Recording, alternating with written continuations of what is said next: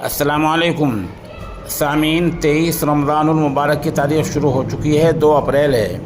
خبر کا عنوان ہے قرآن کی بے حرمتی کرنے والے کا برا انجام۔ آپ کو پتہ ہے کچھ دن پہلے سویڈن میں قرآن پاک کو جلایا گیا تھا، جسارت کی گئی تھی، اوراق پھاڑے گئے تھے، قرآن کریم کو پھینکا گیا تھا۔ اس شخص کا بہت عبرتناک انجام ہوا ہے۔ آپ پوری خبر تفصیل سے سنیے۔ سویڈن میں قرآن پاک کو جلانے کی ناپاک جسارت کرنے والا عراقی نژاد سلمان مومکا ناروے اپنے گھر میں مردہ حالت میں پایا گیا ہے۔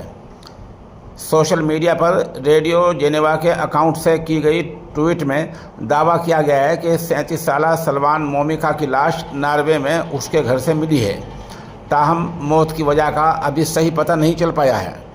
ریڈیو جنیوا کے ٹویٹ کے مطابق جن لوگوں نے سلمان مومکا کی موت کی تصدیق جن ٹویٹر اکاؤنٹ سے کی گئی تھی، انہیں 1 ملین افراد نے دیکھا، تاہم پھر ٹویٹ کو وہاں سے ہٹا دیا گیا۔ ریڈیو جنیوا نے اپنے ٹویٹ میں مزید کہا کہ اس خبر کی تصدیق کی مزید کوشش کی جا رہی ہے۔ بتا دیں سلمان مومکا عراق سے فرار ہو کر 2018 میں سویڈن پہنچا تھا اور 2021 میں اسے سویڈن کا رہائشی اجازت نامہ دیا گیا تھا۔ جون 2023 میں سلمان مومکا نے ایک مسجد کے باہر قرآن مجید کے اوراق کو جلانے کی ناپاک جسارت کی تھی، العیاذ باللہ۔ بعد ازاں کاغذی کارروائی مکمل نہ ہونے پر سویڈن نے سلمان مومکا کی سیاسی پناہ کی درخواست مسترد کر دی، جس کے بعد وہ گزشتہ ماہ ناروے چلا گیا تھا۔ آج اس کے گھر میں اس کی لاش ملی ہے، اور جیسے میں نے بتایا جو رائٹر اور خبر رساں دوسری ایجنسیاں ہیں اور صحافی ہیں، موت کی مزید تصدیق کر رہے ہیں۔